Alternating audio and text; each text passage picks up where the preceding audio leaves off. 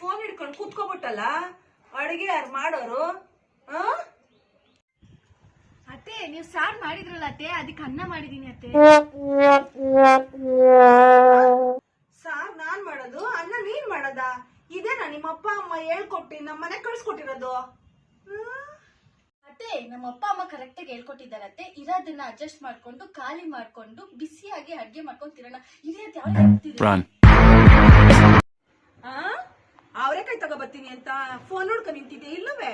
ಬಾ ಪಾತ್ರೆ ಬೆಳಗ್ ಬಾ. ಪಾತ್ರೆ ಬೆಳಗಾಯ್ತು ಅತ್ತೆ. ಹೇಳ್ರಿ. ಇದೇನಾ ನಿಮ್ಮ ಅಪ್ಪ ಅಮ್ಮ ಹೇಳ್ಕೊಟ್ಟಿರೋದು ನಿನಗೆ? ನನ್ ಮಗಳು ನೋಡಿ ಕಲಿ ಬಾ.